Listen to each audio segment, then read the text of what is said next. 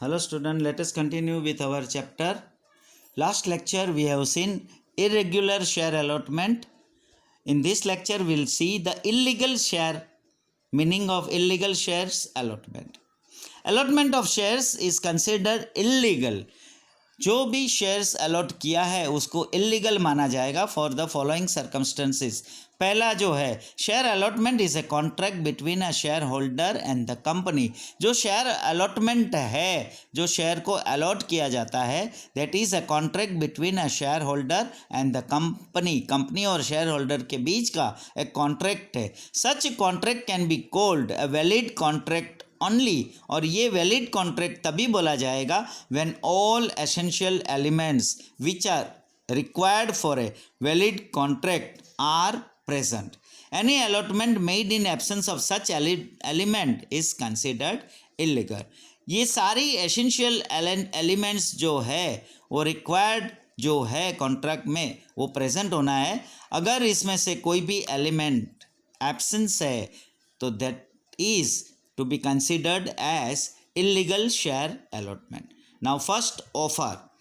The applicant who wants to become a shareholder must have applied to the company for purchase of shares. Such application is called an offer. Offer में क्या है? The applicant who wants to become a shareholder, जिसको share holder बनना है वो company का, they have to applied for purchase of share. Share purchase करने के लिए उसको अप्लाई करना पड़ेगा and that application is called an offer. जो वो एप्लीकेशन है उसको ऑफर बोला जाता है। Acceptance of offer, it is necessary that the company must accept the offer.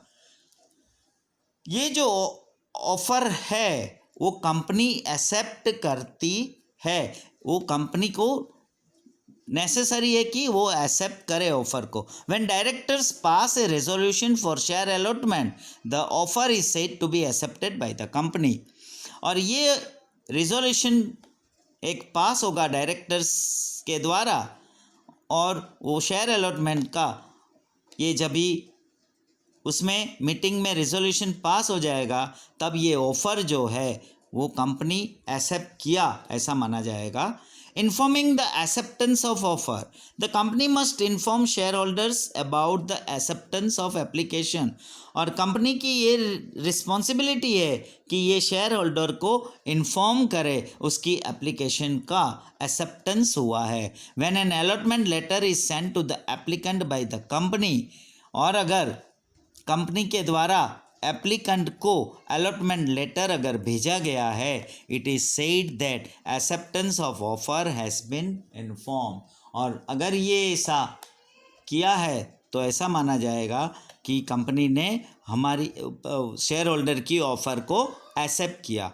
Consideration, consideration is said to be paid when the amount specified against allotment is paid by the applicant। Consideration कभी होगा जब भी allotment के time पे applicant के द्वारा कुछ company ने स्पेसिफाइड अमाउंट मांगा है और वो पेड होना ज़रूरी है।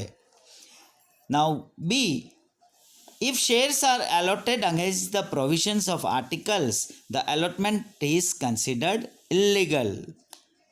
If shares are allotted against the provisions of articles, articles के प्रोविजंस के अगेंस्ट में अगर शेयर अलॉट किया गया है तो ये अलॉटमेंट इलीगल माना जाएगा। If shares are allotted by an individual director, it is said to be illegal। अगर इंडिविजुअल डायरेक्टर के द्वारा ये शेयर अलॉट किया गया है तो भी ये इलीगल माना जाएगा। As per the companies act, share can be allotted by board of directors only. Companies act के मुताबिक शेयर्स तभी अलॉट होगा जब बोर्ड ऑफ डायरेक्टर्स अलॉट करते हैं। If shares are allotted by violating essential provisions for listing of shares on stock exchange, the allotment is considered illegal।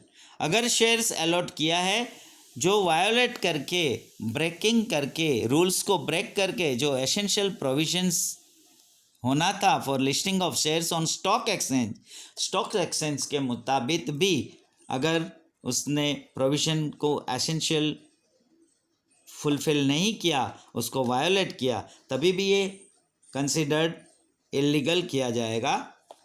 Illegal share allotment is void from the beginning.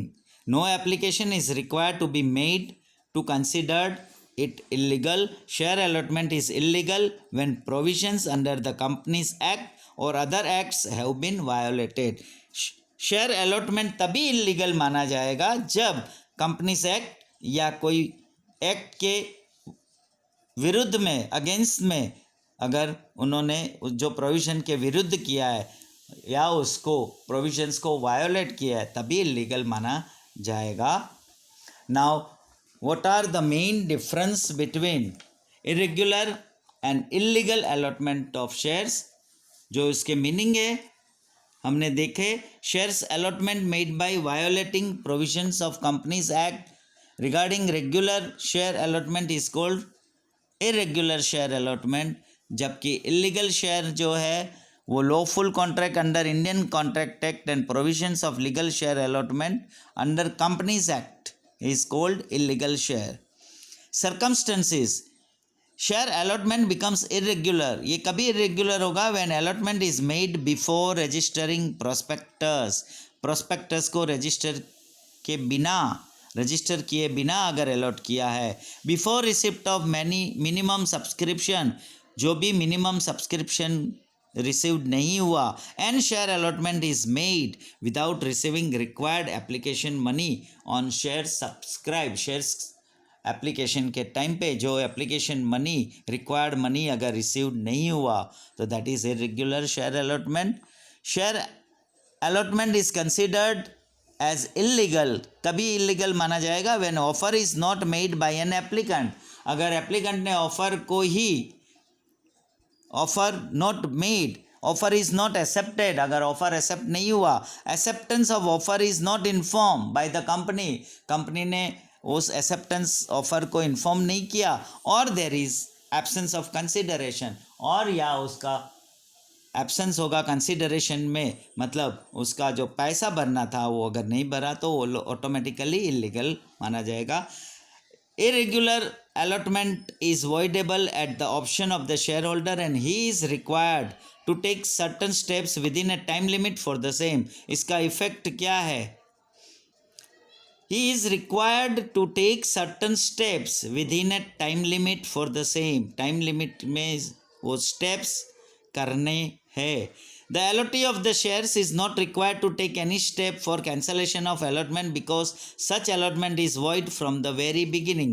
पहले से ही अगर allotment नहीं किया तो ये illegal shares automatically उसका effect वही है।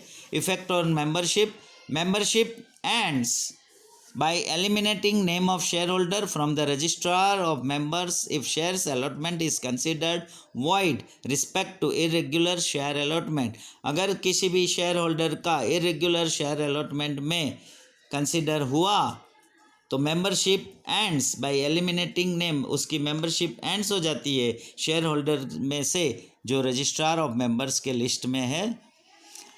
इलीगल शेयर्स में there is no question of cancellation of membership under illegal share allotment as membership has not been awarded, उसको ऑलरेडी उसको मेंबरशिप दिया ही नहीं है, तो इसमें no question of cancellation of membership, इसमें cancellation of membership doesn't arise. Liability क्या है? Responsible officers of the company for irregular allotment are liable to compensate the loss occur to the company and the share holders. जो भी responsible officer है, जो भी officers है वो responsible है, क्योंकि जो ऐसे इरेगुलर अलॉटमेंट शेयर्स की वजह से जो लॉस कंपनी को और शेयर होल्डर्स को अकर होगा उसको कॉम्पेंसेट करना वो उसकी लाइबिलिटी में आता है। इलीगल शेयर्स में no such steps are required to be taken under illegal allotment of shares as there is no contract, इसमें कोई कॉन्ट्रैक्ट ही हुआ नहीं है इलीगल अलॉटमेंट में, सो नो सच स्टेप्स, उसमें कोई भी लाइबिलिटी, किसी की रिस्पॉन्सिबिलिटी है ही नहीं। So in this lecture we have seen the main irregular and illegal allotment shares के डिफरेंस को हमने देखा, उसके मीनिंग्स देखे और उसके सर्कमस्टेंसेस देखे, किस वजह से वो इलीगल बोला जाता है या इरेग्युलर माना जाता है. So here dear students we stop our lecture.